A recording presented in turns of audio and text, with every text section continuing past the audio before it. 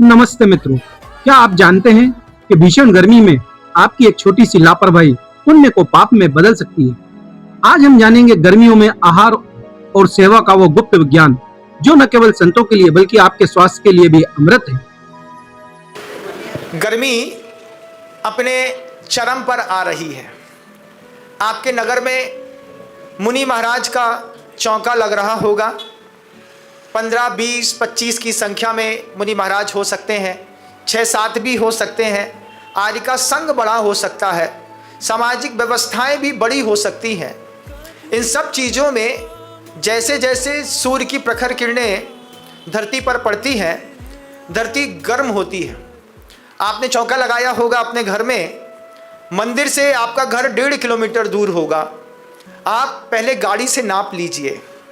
नापने के बाद मुनि महाराज का पड़गाहन हो तो फिर बोलिए, महाराज जी मन शुद्धि, वचन शुद्धि, काय शुद्धि, आहार जल शुद्ध है, चौका 1.5 किलोमीटर दूर है। ये पूरी दुनिया को बात गंभीरता के साथ देखना है, क्योंकि महाराज का पड़गाहन करने के बाद एक आदमी आगे जाता है, बाकी लोग गाड़ी में बैठ कर के घर पहुंच जाते हैं। फिर आप साधु के साथ छाता ले जाना भी भूल जाते हैं। वैयावृत्ति गर्मी में सारे साधुओं की हमको करनी है। दुनिया में जहाँ तक ये बात मेरी सुनी जा रही है, वे सब लोग इस बात को ध्यान दें कि साथ में आए, चौका दूर है, एक बड़ा छाता साथ में लेके चलें। महाराज का सिर है, गर्म हो सकता है, खुला शरीर है, गर्म हो सकता है, या फिर मान लो पहले से भी गर्म है, तो ये भी एक वैयावृत्ति है।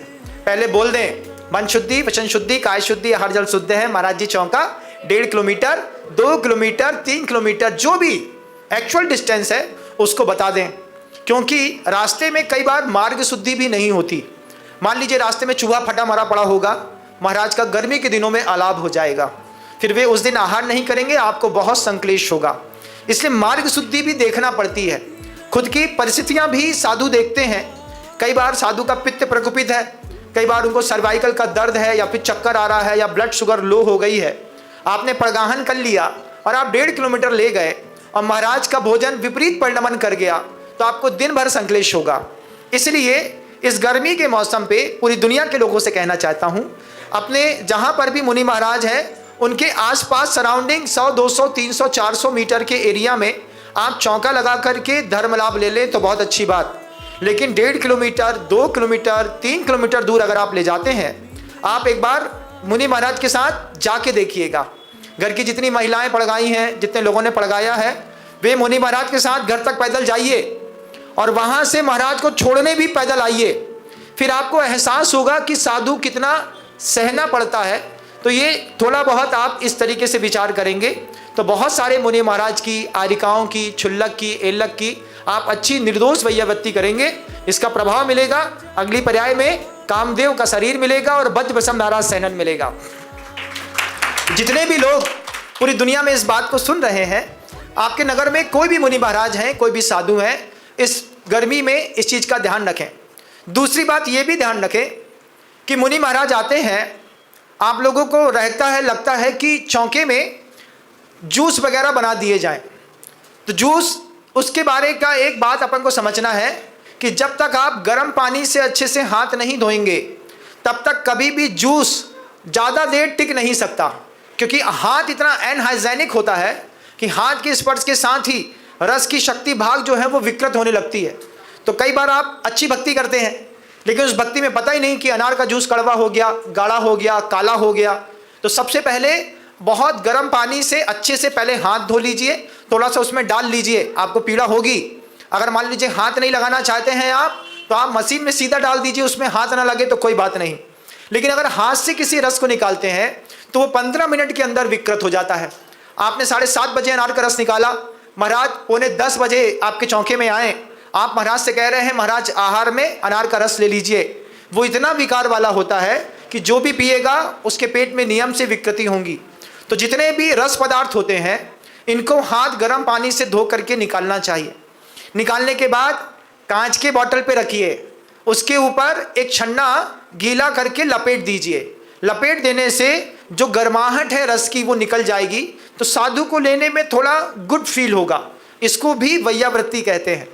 इसका भी अपने को ध्यान रखना होता है। लौकी की सब्जी इसी गर्मी के दिनों में जहरीली आती है। लौकी गर्मी में कम होती है और रेट बढ़ जाते हैं। लोग ऑक्सीटोसिन का इंजेक्शन लगा करके लौकी पैदा करते हैं, तो लौकी काली पड़ने लगती है। काली लौकी पेस्टिसाइड वाली ऑक्सीटोसिन की होती है जो जहरीली होती है। तो आपको काली लौकी नहीं खिलानी है, इसका भी आप लोगों को ध्यान रखना होगा। साथ ही साथ ये भी ध्यान रख लीजिएगा, चावल जो होता है, आपने चौका लगाया, सबसे पहले चावल बना दिया, खोल करके दूसरे डिब्बे में रख दिया, वो चावल बिल्कुल ठंडा हो गया। रूक्ष चावल जो होता है, ठंडा चावल जो भी खाएगा उसके शरीर में नियम से वात विकार होगा। तो चावल हमेशा गर्म खाया जाता है। जब आप पूरा भोजन बना लें, लास्ट में चावल का कुकर लगाएं। चावल के कुकर को लगाते वक्त ही उसमें घी डाल दें। अगर आपको पता है कि मुनि महाराज 3, 4, 5, 7, 10 की संख्या में हैं, वे नमक लेते हैं, तो आप उसमें नमक डाल दें बनते वक्त। पता चले कि नहीं लेते हैं तो फिर आप रोना बनाइए, लेकिन चावल का डिब्बा तब खोलिए जब महाराज को बिल्कुल गरम गरम दे सकें। आपने चावल बनाया, चावल बनाने के बाद आपने उसको पूरा थाली में फैला लिया, उसकी पूरी ऊष्मा बाहर चली गई। फिर आप उसमें घी डालना भी भूल गए और रूखा चावल साधु के सामने रखा। महाराज ने देखते साथ ही समझ लिया तो मना कर दिया। मना करने पर आप तो ओ महाराज तो कुछ नहीं लेते, महाराज कुछ लेते नहीं कि आपको देते आता नहीं। तो दुनिया में अगर आपको देते नहीं आता है तो देने का विज्ञान हमको सीखना होगा। ये बात मैं इसलिए कह रहा हूँ कि गर्मी इतनी तीव्र है। इस तीव्र गर्मी में साधु साध्वी दिगंबर जैन समाज के दिन में एक बार भोजन लेते हैं, उसी वक्त पानी लेते हैं। दिन भर में वो दोबारा अपने कंठ में एक बूंद भी पानी नहीं डालते, तो आपकी वैयावृत्ति की गंभीरता चौंके के लिए और बढ़ जाती है। तो जहाँ जहाँ तक आप मेरे इस बात को सुन रहे हो, आप उनके पानी की मर्यादा भी निश्चित करिए। पानी में भी बहुत ज़्यादा हार्डनेस होती है। चौके में ध्यान रखना चाहिए, अगर बारिश का पानी मिल जाए गर्मी के दिनों में तो साधु के लिए अमृत का काम करता है। सामान्य पानी 1 जग पिएंगे तो बारिश का पानी 2.5 जग पिया जा सकता है। 2.5 जग पानी अगर पेट में चला गया तो पूरे दिन महाराज अपना धर्म ध्यान अच्छे से कर सकते हैं। इसलिए मुनि महाराज के लिए भी बारिश के पानी को स्टोर करके आप सबको रखना चाहिए। आप तो आरओ का मीठा पीते हैं, लेकिन महाराज तो आरओ का नहीं पीते, है ना। तो वो बारिश का पानी प्योर मीठा होता है, तृप्तिकारक होता है, सहजता में कंठ से नीचे उतरता है।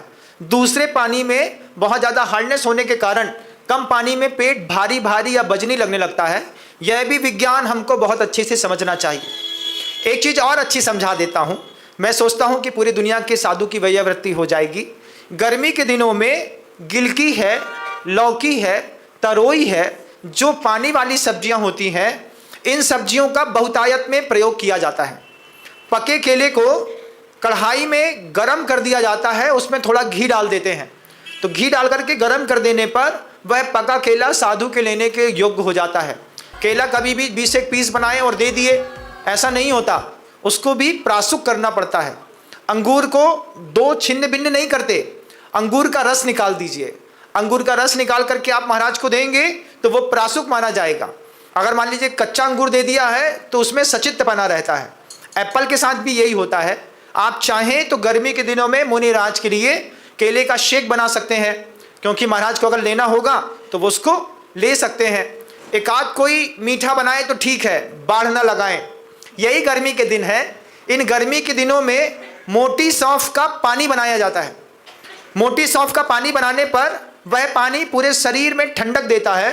तो उस पानी को बनाने के लिए ऐसा नहीं कि रात को भिगोई सुबह बनाई, आपको 1 घंटे पहले सौंफ को पानी में भिगो देना है, उसको फिर मिक्सर में डाल करके पूरा पीस लेना है। पीस करके बराबर पानी में छान लेना है। छान करके एक बार उसका टेस्ट कर लेना है, कहीं वो कड़वी तो नहीं है। अगर कड़वा है तो अलग कर दीजिए, नहीं तो मुनि महाराज को आप सौंफ का पानी बहुत अच्छे से दे सकते हैं। बेल का जूस होता है, बेल का जूस जो होता है वो पेट में ठंडक प्रदान करता है। महाराज जी का अंतराय होगा या फिर मान लीजिए उनको पेट में कॉन्स्टिपेशंस की शिकायत है, तो आप अच्छे से बेल का जूस बना करके उसको भी कांच के बॉटल पे रखें, उसके ऊपर एक कपड़ा लपेट दें, तो वो बेल का जूस दे सकते हैं। एक गोंद कतीला होता है और चिया सीड्स होते हैं, इनको समय से 2 घंटे पहले फुला दीजिए, ज़्यादा हो तो 3 घंटे पहले फुला दीजिए। सुबह 6 बजे उठिए, गोंद कतीला और चिया सीड्स एक पानी में डाल करके उसको फूलने दीजिए। साधु के लिए अमृत का काम करता है। तो ये अमृत के बारे में भी हम सभी को, पूरी दुनिया के लोगों को जानना है क्योंकि हम चाहते हैं साधु की वैयावत्ती करना। आपने बहुत अच्छा दूध लेकर के आए, दूध बिल्कुल ठंडा हो गया, चिल, उसमें पर्याप्त मात्रा से ज़्यादा अगर आपने शक्कर मिला दी है तो वो भी जहर है, ज़्यादा मीठा भी नहीं पिया जा सकता है। तो उचित तापमान हो, इसका भी ध्यान रखें। गर्मी के दिनों में गाय का दूध बलवर्धक होता है, पौष्टिक होता है। भैंस के दूध का प्रयोग गर्मी के दिनों में नहीं करते, इसका भी ध्यान रखें। ये वो समय है जब आप गाय के दूध का पनीर बना करके क्यूब्स के रूप में तो दे सकते हैं, लेकिन सब्जी बना करके देने पर आपको या फिर साधु को बहुत ज़्यादा पित्त की बीमारी हो सकती है, पित्त प्रकोपित हो सकता है, एसिडिक हो सकते हैं, इसका भी अपने को ध्यान रखना होगा। रोटी बनाते वक्त भी कई बार गलतियां होती हैं। रोटियां बनाते हैं, गर्म पानी से आटा उसन दिया, गर्म पानी से आटा उसनने पर रोटी जो होती है वो फूलती नहीं है, तो एक पलट पतली और एक बहुत मोटी हो जाती है। रोटियां कच्ची होती हैं, उस कच्ची रोटी को खाने से साधु को पेट में आंव की शिकायत और कोलाइटिस दोनों हो सकते हैं। इसलिए हमको इस बात का ध्यान रखना है कि रोटी बनाने के बाद उसकी वायु, गर्म जो हवा है वो प्रॉपर निकल जाए। घर में देखता था, रोटी बनाई, रोटी बनाते साथ ही माँ ने उसमें घी लगा दिया, तुरंत घी लगाया, रोटी की हवा निकाली और पलट दिया, पलट करके उसके ऊपर दूसरी रोटी रखी और उससे थोड़ा खुले में रखते थे। पहले खुले में रखने के बाद वो सूख न जाए तो पहले से घी लगा दिया, फिर वो जब रोटी खाने में आती थी तो उसका स्वाद बिल्कुल अलग होता था। ये वो विज्ञान है जो हमको पूरी दुनिया के श्रावकों को सीखना ही पड़ेगा, क्योंकि आप साधु को उम्मीद से ज़्यादा देते हैं। ड्राई फ्रूट्स ला करके देते हैं, फ्रूट्स ला करके देते हैं, जूस बनाते हैं, स्वीट्स बनाते हैं, नमकीन बनाते हैं, लेकिन उसके बाद भी साधु का पेट नहीं भरता तो फिर हमारी वैयावत्ती अधूरी है। इस बात को भी समझिएगा। जब साधु को अन्न पर्याप्त नहीं मिलता तो मजबूरी में उसको ड्राई फ्रूट्स खा करके पेट भरना पड़ता है। ड्राई फ्रूट्स सौखिया नहीं खाया जाता, भोजन में आग खाई जाती है। आग कैसे खाएंगे? गरम दाल से खाएंगे, या फिर आग कैसे खाएंगे? तो आग जो है हम सब्जी इत्यादि में ले सकते हैं। इसका हमको ध्यान रखना पड़ता है। जब हम अन्न दाल सब्जियां बराबर नहीं दे पाते तब साधु को मजबूरी में फ्रूट्स में और ड्राई फ्रूट्स में हाथ डालना पड़ता है, नहीं तो उसकी कोई ज़रूरत ही नहीं है ना। इसका भी ध्यान रखिए। पूरी दुनिया के लोगों को इस बात की भी जानकारी देना चाहूँगा कि साधु 24 घंटे में एक बार आहार के लिए उतरता है। उस पूरी की पूरी प्रक्रिया को गंभीरता से लें, हल्के में ना लें, मजाक में ना लें। ऐसा नहीं है कि बस लौकी और रोटी बनाई और साधु को आहार करा दिया। किसी भी मुनि महाराज और आरिका की भूख एक इंसान के 3 गुना भूख के बराबर होती है। 3 इंसान जितना खाते हैं इतना साधु एक बार में खाता है, क्योंकि उसका जो डाइजेशन सिस्टम है वो एक बार के लिए ओपन हुआ है। तो एक बार के ओपन होने के लिए आपको इन सब चीज़ों का ध्यान रखना पड़ता है। यही वह मौसम है जिस मौसम में आप मुनि महाराज को दही या छाछ भी अच्छे से दे सकते हैं। छाछ किसको कहते हैं? दही जमाया, दही जमाने के बाद उसको पानी डाल करके, ठंडा पानी डाल करके मथने के बाद जितना उसका मक्खन है वो पूरा मक्खन निकालने के बाद जो शेष पानी खट्टेपन को लेकर के बचता है उसको छाछ कहते हैं। उसमें कभी भी सूखा पुदीना नहीं डालना चाहिए। सूखा पुदीना डाल देते हैं उसका कोई भी प्रभाव उस छाछ के ऊपर नहीं पड़ता। आप उसमें थोड़ा सा नमक मिला सकते हैं, भुना हुआ जीरा डाल सकते हैं, या फिर थोड़ी सी सौंठ का टेक्सचर भी उसमें दे सकते हैं। महाराज अगर मिर्च लेते हो तो आप उसमें मिर्ची का भी प्रयोग कर सकते हैं, लेकिन अगर आप सादा दें तो बहुत अच्छी बात है, वो शरीर में तृप्ति पैदा करती है। उसका भी ध्यान रखिएगा कि वह छाछ भी गर्म ना हो। कई बार छाछ बिल्कुल गर्म रहती है तो छाछ को भी बिल्कुल ठंडा कर लिया जाता है।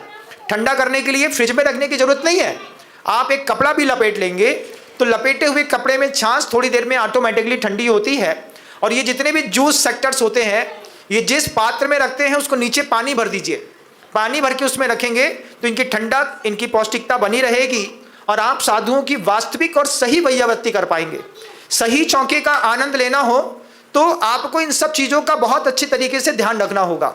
हम मान लीजिए कुछ बनाया, बनाने के बाद साधु को हम दे भी ना पाए और बाद में याद आया अरे महाराज को तो देना ही भूल गए, तो ये बात गलत है। यही वह मौसम है जिस मौसम में उड़द की दाल के बड़े गीले वाले बनते हैं। गीले वाले बड़े देने पर साधु को चबाने में दिक्कत नहीं होती, सहजता में पेट में जाता है। जाने के कारण वह बहुत देर तक ठंडक प्रदान करता है। तो आप इस गर्मी के मौसम में साधु महाराज के लिए बड़ा भी अच्छे से बना सकते हैं। बड़े बनते हैं ना, उड़द की दाल का बनता है, इसका भी अपन ध्यान रखेंगे। कुछ मुनि महाराज इमली का पानी लेते हैं, तो आप इमली का पानी भी बना सकते हैं। तय करना होगा वह किस स्वाद में किस तरीके का होता है। अगर समयोचित और वास्तविक वैयावृत्ति आपने नहीं सीखी तो आपका भी बहुत कुछ सीखना व्यर्थ है। साधु कभी कभी आते हैं, हमारी भावना रहती है, हम पैसा भी पूरा खर्चा करते हैं और पुण्य भी पूरा नहीं कमा पाते। इसलिए दुनिया भर में आप सबने मुझे इस बात को लेकर के गौर के साथ सुना। आप सबको हृदय से साधुवाद देता हूँ और भावना करता हूँ मेरी हर बात का आप अक्षरशः पालन करेंगे। यही वो मौसम होता है जिस मौसम में खाने का टेस्ट नहीं बनता, तो कोई एक आध आम की या किसी दूसरी चीज़ की चटनी बनाई जाती है, जिस चटनी के माध्यम से साधु को लेने की इच्छा पैदा हो। पतले सेव बनाए जाते हैं, मोटा सेव अगर बेसन अगर आप गर्मी के दिनों में ज़्यादा खिलाएंगे तो पित्त प्रकोपित होता है, इसको भी ध्यान रखिएगा। तो बिल्कुल पतले सेव होते हैं। कई बार तो मूंग की दाल के सेव बना करके लोग देते हैं, जिससे टेक्सचर भी सही मिलता है और साधु की वैयावृत्ति भी सही होती है। एक बार एक पेपर दीजिए, जोरदार दीजिए और सही दीजिए, ऐसी भावना के साथ जनहित में जारी किया है। जनता भी हित को प्राप्त हो सके और साधु को भी धर्म लाभ मिल सके, इस भावना के साथ सबको आशीर्वाद है।